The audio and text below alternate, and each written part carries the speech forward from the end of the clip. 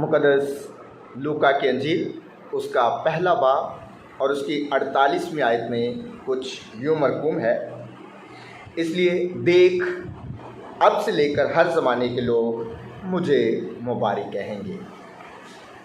मेरे बहुत ही प्यारे भाइयों और बहनों, आप सबको फादर अल्लाह रखा की तरफ से बहुत बहुत सलाम।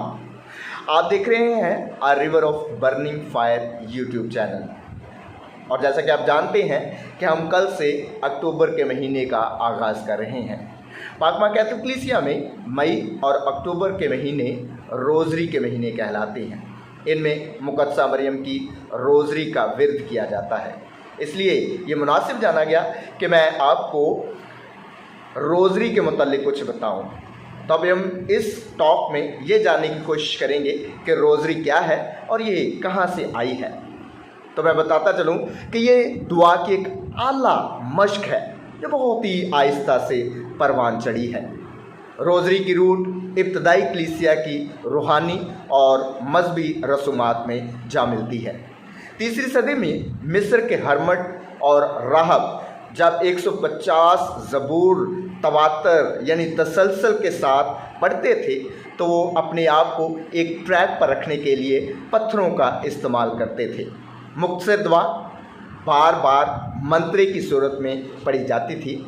ऐ हमारे बाप की दुआ भी बीड्स पर 150 दफ़ा पढ़ी जाती थी।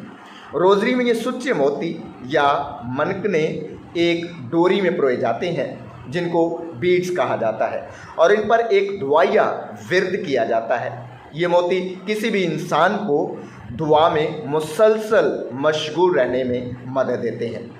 पाक माँ कैथोलिक कलीसिया आज वो रोज़री इस्तेमाल करती है जिनमें 59 खूबसूरत मोती जड़े होते हैं, जिनमें 6 बड़े मोती होते हैं जिन पर ऐ हमारे बाप की दुआ का विर्द किया जाता है।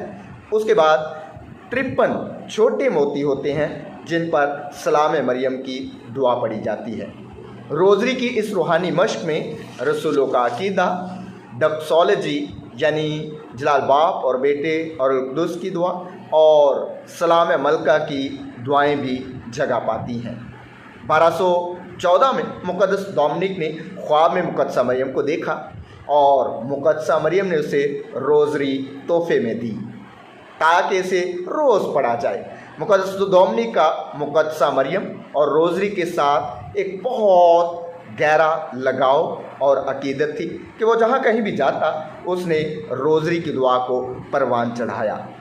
इसने पाक माँ कैथोलिक कलीसिया के लोगों को छोटे बड़े ग्रुपों में रोज़री पढ़ने की हौसला अफजाई को ज़्यादा तरजीह दी। मुकद्दस लुइस मॉन्टफोर्ट 1700 में काहिन बना। वो सिर्फ अच्छा प्रीचर होने की वजह से ही नहीं जाना जाता, बल्कि इसलिए भी कि इसकी अकीदत रोज़री और मुकद्दसा मरियम के साथ बहुत ज़्यादा थी। इसी वजह से ये बात मशहूर हुई कि ये मुकद्दसा मरियम की वजह से खुदावंद यीशु मसीह का काहिन बना है। वो फरमाता है कि एक पुरमानी और ताकतवर ज़रिया खुदा से मोहब्बत और रब्त का खुदावंद यीशु मसीह की माँ है। इसी वजह से मुकद्दस लुइस की बहुत सारी अलहियाती तहरीरें मुकद्दसा मरियम के बारे में हैं। रोज़री की इब्तदाई साख्त ने तब तरक्की पाई जब पोप ग्रेगरी अजीम ने 590 से 604 में सलाम मरियम की दुआ के पहले हिस्से को आमद के चौथे इतवार को पढ़ने का हुक्म दिया, और बहुत लोग इनफरादी तौर पर इसको तवातर के साथ एक डोरी में जड़े हुए मोतियों पर पढ़ना शुरू करते हैं। और जब सलाम मरियम की दुआ का दूसरा हिस्सा इसमें साथ मिला दिया गया तो टर्म रोज़री फाइनल तौर पर 1597 में शुरू हुई।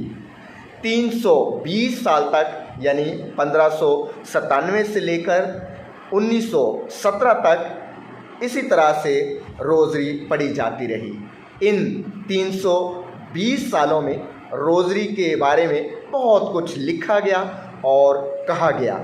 पोप पॉल हश्तम फरमाते थे कि जब हम रोज़री पढ़ते हैं तो हम बाइबल मुक़द्दस की मरकज़ी आयात और लम्हात का तजुर्बा कर सकते हैं। रोज़री एक सादा खूबसूरत और ध्यानो ज्ञान करने वाली खूबसूरत इबादत है। 13 मई 1917 में मुक़द्दसा मरियम फ़ातिमा के मकाम पर, जो पुर्तगाल में है, 3 बच्चों पर ज़ाहिर हुई। मुक़द्दसा मरियम ने उनसे कहा कि वो हर महीने की 13 तारीख को 6 महीनों के लिए इस जगह पर आते रहें, और मुक़द्दसा मरियम ने वादा किया कि वो हर दफ़ा 13 तारीख को इन पर ज़ाहिर हुआ करेगी। मुक़द्दसा मरियम ने इनको दुनिया में हर रोज़ रोज़री पढ़ने में अमन के लिए दुआ करने के लिए कहा। 13 जुलाई 1917 को मुक़द्दसा मरियम ने बच्चों को एक मुख्तसर दुआ हर भेद के बाद पढ़ने को कहा, जो हम हर भेद के बाद पढ़ते हैं, यानी ऐ मेहरबान यस्सु। इसे फ़ातिमा की दुआ से मंसूब किया जाता है। रोज़री के भेदों को मुक़द्दस डोमिनिक ने मुतारिफ़ करवाया। हर भेद हमें खुदावंद यीशु मसीह की ज़िंदगी के ख़ास वाक़यात की याद दिलाता है। शुरू में भेदों के 3 हिस्से थे और 3 हिस्सों में तकसीम किया गया था, यानी खुशी के भेद, दुख के भेद और जलाल के भेद। लेकिन फिर 16 अक्टूबर 2002 में, तकरीबन 600 साल बाद, मुक़द्दस पोप जॉन पॉल II ने नूर के भेदों को इसमें शामिल कर दिया।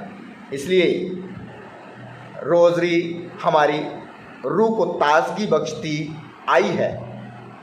हमें हमेशा रोज़री का विर्द करना चाहिए, मुक़द्दसा मरियम से सिफारिश करनी चाहिए, क्योंकि रोज़री के विर्द से मुक़द्दसा मरियम हमारी सिफारिशों को सुनती है, हमारी दुआओं को सुनती है, हमारी फ़रियादों को सुनती है, और फिर वही दुआएं और फरियादें अपने बेटी के हजूरी में पहुंचा देती है, जहां से हमें असर हमारी ज़िंदगी में आता हुआ नज़र आता है।